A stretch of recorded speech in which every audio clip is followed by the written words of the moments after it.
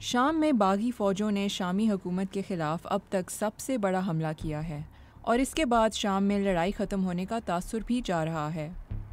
حلب پر اسلامی اکثریت پسند گروپ حیت تحریر الشام کے غیر متوقع حملے کے بعد حکومتی فوج پیچھے ہٹنے پر مجبور ہو گئی ہے۔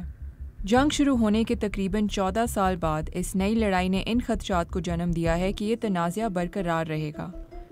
2018 سے ملک کو خانہ جنگی کی وجہ سے 3 حصوں میں تقسیم کیا گیا ہے۔ بشار الاسد کی آمرانہ حکومت، کرد فورسز اور اسلام پسند باغی مختلف علاقوں کو کنٹرول کر رہے ہیں۔ لیکن وہ کون سی وجوہات ہیں جو شام میں جنگ کا خاتمہ مشکل بنا رہی ہیں؟ گزشتہ چند سالوں میں شام ایک عالمی شطرنج بن چکا ہے جہاں حریف طاقتیں اتحادیوں کی مدد کے بہانے اسٹریٹجک گولز حاصل کرتی ہیں۔ ایک جانب بشار الاسد کو چیلنج کرنے کے لیے ترکی، سعودی عرب اور امریکہ بٹے ہوئے گروہوں کی حمایت کر رہے ہیں، تو دوسری طرف اسد کی حکومت کو ایران اور روس کی بھرپور حمایت حاصل ہے۔ جیسے جیسے یہ تنازعہ شدت اختیار کرتا گیا، شدت پسند تنظیمیں جیسے اسلامک اسٹیٹ اور القاعدہ میدان میں آ گئیں۔ امریکی حمایت کے ساتھ خود مختاری کے خواہاں شام کے کردوں نے پیچیدگی میں اضافہ کیا، جبکہ ترکی نے شمال میں اپنی سرحدوں کی حفاظت کے لیے باغی گروہوں کی حمایت کی۔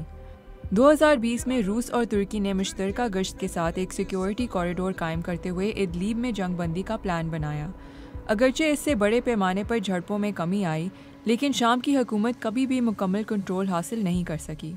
اب یہ باغی فورسز ایک کمزور حکومت کے مدمقابل ہیں جس کے اہم اتحادی دیگر تنازعات میں الجھے ہوئے ہیں۔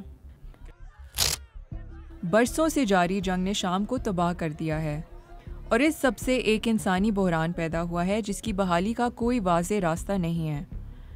اقوام متحدہ کے مطابق شام کی جنگ سے قبل کی 2 کروڑ 20 لاکھ آبادی میں سے زیادہ تر بے گھر ہو چکے ہیں۔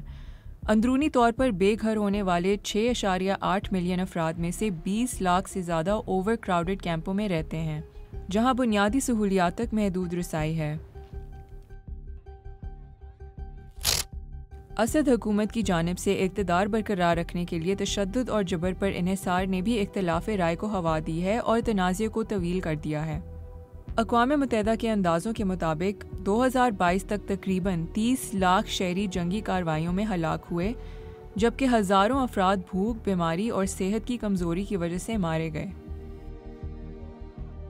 European council on foreign relations میں مشرق وسطی اور شمالی افریقہ کے پروگرام کے ڈائریکٹر جولین بارنز ڈیسی کا کہنا ہے کہ اگرچہ سیاسی تقسیم اس تنازعہ میں سب سے آگے ہے، لیکن اس بات سے انکار نہیں کیا جا سکتا کہ فرقہ وارانہ رجحان نے اس معاملے میں ایک طویل عرصے سے مرکزی کردار ادا کیا ہے۔ باغی گروہوں کے درمیان لڑائی کی وجہ سے صورتحال مزید پیچیدہ ہو گئی ہے۔